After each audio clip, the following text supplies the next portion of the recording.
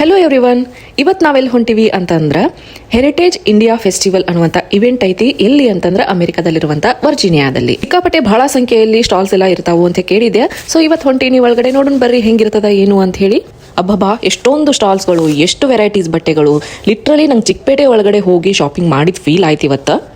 ಎಲ್ಲ ರೀತಿಯ ethnic wears, ಕುರ್ತಾಗಳು, ಚೂಡಿದಾರ್ಗಳು, ಸೀರೆ ವೆರೈಟೀಸ್ ಅಂತೂ ನೋಡ್ಲಿಕ್ಕೆ ಎರಡು ಕಣ್ಣ ಸಾಕಂಗಿಲ್ಲ.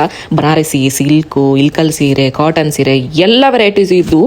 ಇಂಡಿಯಾ ಏನಾದ್ರೂ ಆಗಿದ್ರೆ ನಾವು ಒಂದು 4 ಸೀರೆ ತಗೋತಿದ್ದೆ. ಎಲ್ಲ ಡಾಲರ್ ಲೆಕ್ಕ ಒಳಗಿತ್ರಿ. ಜೀವ ತಡಿಲಿಲ್ಲ, ಹಾಗಾಗಿ ಒಂದು ಸೀರೆನ ತಗೊಂಡ ಬಂದೆ ನೋಡ್ರಿ. ಓನ್ಲಿ ಕ್ಲಾತ್ಸ್ ಅಷ್ಟೇ ಅಲ್ಲ, ಜುವೆಲರ್ಸು ಕೂಡ ಭಾಳ ಚಂದಿದ್ದು. ಇಲ್ಲಿರೋರಿಗೆ ಸೀರೆ ಪಿಕೋ ಫಾಲು ಮಾಡಿಸೋದು ಮತ್ತು ಬ್ಲೌಸ್ ಸ್ಟಿಚ್ ಮಾಡಿಸೋದು ಭಾಳ ಕಷ್ಟ ಆಕೈತಿ ಅಂತ ಹೇಳಿ ಅವರೇ ಆ ಸೀರೆಯ 1 ಸೈಜ್ ಬ್ಲೌಸನ್ನು ರೆಡಿ ಮಾಡಿಸಿ ಸೀರೆಗೆ ಪಿಕೋ ಮತ್ತು ಫಾಲ್ ಹಾಕಿ ಅಲ್ಲಿ ಸೆಲ್ ಮಾಡತ್ತಿದ್ರು.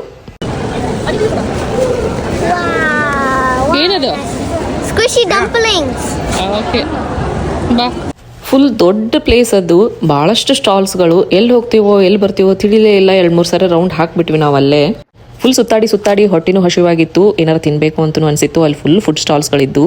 ದೋಸೆ, ಇಡ್ಲಿ, ನಾನು, ಪೂರಿ, ಆಮೇಲೆ ಮಿರ್ಚಿ ಬಜ್ಜಿ, ಚಾಟ್ಸು ಎಲ್ಲ ವೆರೈಟೀಸು ಇದ್ದು.